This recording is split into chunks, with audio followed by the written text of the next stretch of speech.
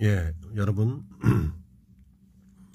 이번 시간에는 용어에 대해서 공부를 해보겠습니다. 용어를 어떻게 하면 점수를 잘 받을 수 있을까? 용어업 하는 방법 말씀을 드려보겠습니다.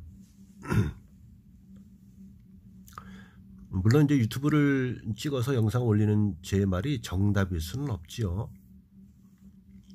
유튜브를 운영하다 보니까 가끔 제가 하는 얘기에 의문을 제기하는 분들이 있는데요. 그건 좋은 현상입니다. 시대가 시대인 만큼 뭐 의문사항 있으면 뭐 반대 의견도 얘기할 수 있는 것이고요. 댓글 좀 많이 달아주십시오. 댓글 달게 되면 제가 댓글에 답변을 하지 않습니까? 그런 와중에 힌트와 뭐랄까요, 서비스가 나가는 것입니다. 저한테 말을 많이 하게 끌어내게 하십시오. 그게 약은 겁니다. 제가 주입식으로 얘기하는 것만 듣지 마시고요. 질의를 하세요. 질의를 댓글로. 아니면 메일로도 질의하세요. 그럼 답변은 제가 해드릴게요. 자, 이번 시간에 용어업 하는 방법, 용어 점수를 높이는 방법에 대해서 비법을 말씀드리겠습니다. 요번 강의 안 들으시면 후회하실 겁니다.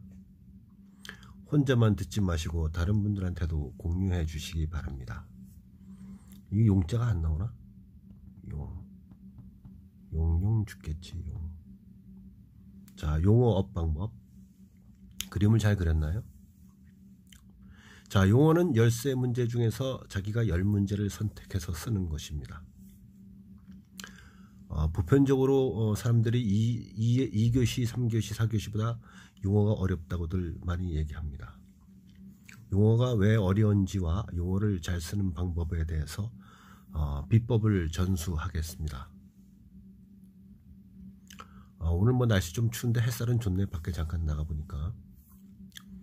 자, 딴소리 하지 말고 용어를 점수를 올릴 수 있는 방법. 여러분, 저는 여러분들 고향은 어디신가요? 시골입니까? 다운타운입니까? 컨츄리입니까? 저는 컨츄리 보입니다. 촌놈입니다. 시골 사람입니다. 고향이. 뭐 이제 어릴 때 시골 살다가 이제 초등학교 때 원주로 와서 이제 중소도시라는 강원 제1의 도시. 엊그저께 35만 명에서 36만 명이 됐습니다. 원주시가. 강원 제1의 도시죠. 크기로. 그래서 촌에 살 때에 이제 동네 어르신들 또 형들 뭐 이런 분들하고 강에 가서 물고기를 많이 잡고 놀았죠. 여름에는 수영도 하고 물고기 많이 잡고 산에는 산에가 진달래 꺾고 이렇게 산촌에서 어린아이를 노는 전형적인 놀이를 하면서 자랐습니다. 그래서 어떤 사람들은 저보고 촌에서 커갖고 창의력이 좀 있다고들 얘기는 하긴 하는데요. 남하고 뭐 비교할 것은 아니지만은 옆에 동네, 저는 홍천서 컸는데 어릴 때 옆에 동네 인제라는, 강원도 인제는 김국진이라는 친구, 불타는 청춘도 하고 뭐 요새 라디오 스타에도 나오고 그러죠. 저보다 조금 나이가 어리죠. 그러니까 김국진이는 강원도 인제가 고향이고, 인제에서도 인제읍이 아니고 걔는 더 촌입니다. 저도 홍천인데 홍천읍이 아니고 홍천서 더 시골로 들어가는 촌에서 어릴 때 컸습니다. 왜 자꾸 촌 얘기 하냐고요? 시간만 끌고 잘 들어보세요. 괜히 그런 얘기를 하겠습니까? 다 이유가 있습니다. 시골에서 이제 어른들하고 형들 쫓아서 이제 물에 가서, 강에 가서 고기를 많이 잡아요. 홍천에 홍천강이 있습니다. 그리고 노일강이 있고 막 그래요. 그런 강에 가면 뭐 누치부터 시작을 해갖고 뭐 큰 메기부터 해갖고 엄청 고기가 많죠. 그러면 동네 분들이 이제 형들이 이제 족대로 잡는 거, 어항으로 잡는 거, 이런 것이 투망으로 잡는 거, 뭐 이런 것이 이제 그 성이 안 차니까 어떤 때는 동네 어르신들하고 형님들하고 한 5명, 6명씩 강에 갑니다. 고기 잡으러 체계적으로 하죠. 근데 원래 그 당시에는 불법인데 뭐 불법 단속을 했습니까? 지소에서 파출소에서 안 했죠. 농촌 주민들 먹고 살기 힘든데 뭐 물고기 잡으면 먹겠다는데 누가 단속을 해요? 단속했다가는 싸대기 맞지? 뺨 맞지? 근데 어르신들하고 형들하고 다여섯 명 가면 우리 같은 어린애들은 쭈루루 쫓아가죠. 그러면 이제 홍천강에 갑니다. 그러면 뭘 합니까? 그물을 칩니다. 근데 그 당시에 이제 그물을 이제 치는데 강의 오른쪽 끝과 강의 왼쪽 끝에까지 완벽하게 그 틈새가 없도록 그물을 칩니다. 그 당시에 이제 그 그물을 치는 방법이 있겠지만은 제가 어릴 때 보는 눈에는 그물을 물 한가운데 놓는 것이 아니고 그때는 그물 끝에서 강 끝에서부터 끝까지 놓고 고정해 놓은 그물이 아니고 쭉 훑고 올라갑니다. 그물을 저쪽에서 어른 두 명이 잡고 있고 끝에 오른쪽에 왼쪽에 이제 또 이제 어른들 두 명이 잡고 있고 그리고 이제 먹이통을 이제 고기통을 드는 사람이 두 명이 쭉 뒤에 쫓아가고 또 이 그물 위로 튀는 물고기를 잡으려고 가는 사람들하고 해서 한 5, 6명이 한 개조가 돼서 그물을 쭉 이제 가지고 물에서 올라갑니다. 그러면 이제 고기들이 막 이제 걸리거나 이제 위로 튀거나 그러죠. 그래서 고기를 잡습니다. 자, 그러면은 어떤 일이 벌어지겠습니까? 누치 이런 것이 막 뛰어오릅니다. 그럼 막 손으로 잡고 막 그물에 걸리면 빼서 막 그냥 고기통에 넣고 막 그럽니다.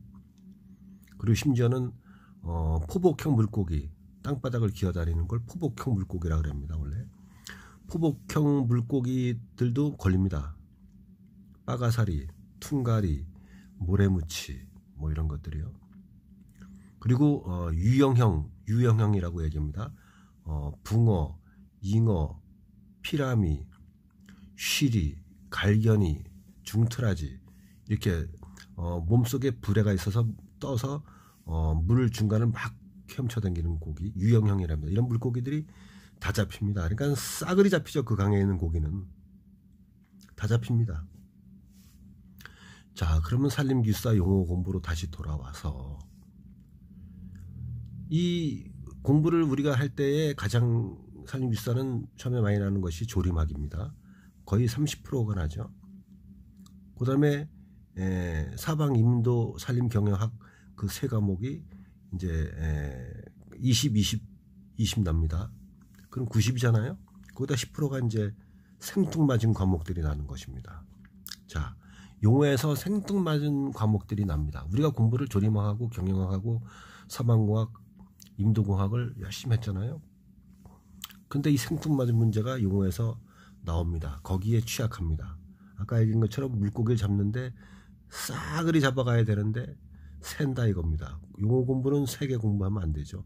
그러니까 용어 공부는 깡그리 다 공부해야 되는 겁니다. 아까 그물 쳐서 올라가듯이 싹 잡듯이. 자, 무슨 얘기냐. 용어는 조림학, 산림경영학, 사방공학, 임도 외에 어떤 것이 나옵니까? 생뚱맞게. 그러니까 공부를 사람들이 조림학, 경영학, 임도, 사방만 하죠. 많이 하죠. 그래서 생뚱맞게 용어에서 뭐가 나오면 틀리냐. 수목생리학에서 가끔 나옵니다. 1개, 어떤 땐 2개. 수분 포텐셜, 엽서 현상, 또 산림 보호가 갑자기 툭 쳐나옵니다. 산불 감식 지표, 이런 거. 또 목재 이학, 그러니까 뭐랄까 임상공학이죠. 뭐 강원대학교 임상공학과, 뭐 저기 국민대학교 목재 이학과, 뭐 이렇게 목재 가공해서 나오죠. 뭐 단재, 편재 이런 것들, 뭐 뒤틀림 뭐 이런 것들 그런 게 가끔 나옵니다. 또 산림 정책학이 가끔 나오죠.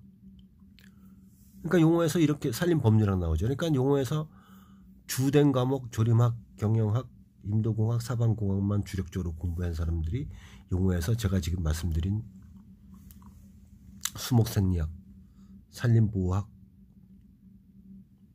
임상가공학, 산림정책학, 심지어는 산림축수학, 산림측량학, 오차의 범위 오차 4가지 뭐 이런 거 그런 게 생뚱맞게 나오죠. 토양학, 생태학. 그러니까 공부할 과목이 많죠.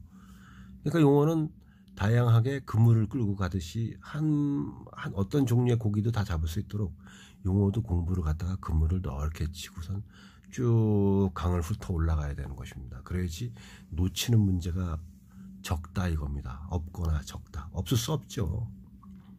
채점 저 문제 출제한 사람들이 붙이려고 시험 문제 내는 게 아니에요. 산림기술사는 떨기려고 내는 문제, 떨기려고 하는 문제예요. 그러니까 자꾸 떨기려고 하면 어떻게 합니까? 특출난 거, 수험생들이 공부 안 한 거, 특이한 거, 생뚱맞은 거, 그런 과목에서 그런 문제를 내야 되기 때문에 산림기술사는 공부하기가 그래서 어렵습니다. 토질기술사, 건축기술사, 건설안전기술사, 시공기술사 뭐 이런 것들은 몇 과목 외우면 돼요. 달달. 용어든 논술이든. 그렇지만은 산림기술사는 공부의 양이 너무나 광범위하고 힘듭니다. 그래서 멘토가 필요한 것이고요. 특히 용어 같은 것은 몇 과목만 외워서 나 자신 있어. 사방공학, 임도공학 내가 현장감 있지. 많이 했어. 사방 때문에 내가 300개를 왔는데 임도를 내가 뭐 70kg 닦았는데 그렇게 까불다가는 다 떨어집니다. 절대 까불 게 아닙니다. 그러니까 공부는 넓게 예를 또 두 번째 물고기 잡는 거에서 두 번째 예를 들어 볼게요. 여러분들 저는 이제 산림청도 시험 공부하고 서울시 녹지직도 공부하고 막 그랬는데 옛날에 아주 30몇 년 전 얘기죠. 국사 공부를 하지 않습니까? 국사 공부를 하면 여러분들 어디를 많이 나오죠? 어디가 많이 나오죠? 출제 빈도가 고려 시대입니다. 고려 시대와 조선 초기입니다. 거기 시험 제일 많이 나오죠. 그럼 거기만 공부한 사람들은 시험에 떨어져요. 자, 국사 시험은 어디서부터 어디까지? 맨 처음 당군시나 고조선부터 시험에 3년에 한 번 나올까 말까 한 데부터 맨 끝에 현대사회, 박정희 정권 뭐 이런 데까지 경부 고속도로 오는 거 이런 데까지 공부 다 해야 됩니다.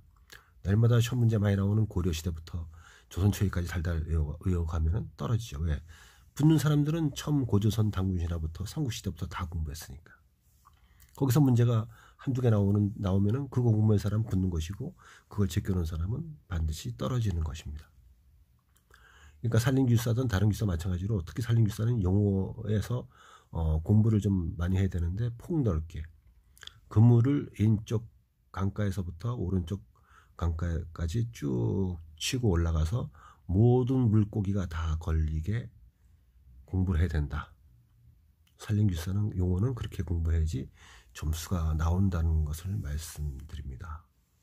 궁금하신 분들은 제 9월선 한메일렛으로 항상 문의하면은 교재도 있고요. 또 전화 상담도 해주고 전화 과외 공부죠. 전화 과외 공부도 하고 있습니다. 머뭇거리지 마시고요. 다 용기를 내서 하면 됩니다. 이번 시간에는 조금 길게 얘기했네요. 용어를 업시키는 방법에 대해서 말씀을 드렸습니다. 폭넓게 공부를 하라. 폭넓고 낮게 공부를 다 하라. 한 장에 그저 6줄, 7줄만 키워드를 쓰면 점수가 다 나옵니다. 용어는 키워드를 써야 됩니다. 그러니까 용어는 개념만 짝짝짝 알아가지고 개념, 정의만 알아가지고 달달달 주마간산으로 외우는 전략을 세워야지 점수를 많이 받습니다. 남은 기간 20일 정도 공부를 해서 이번 126에서 용어를 그렇게 한번 써보십시오. 그럼 점수가 한결 업그레이드 됩니다. 도움이 되시길 바랍니다. 즐거운 일요일 되세요.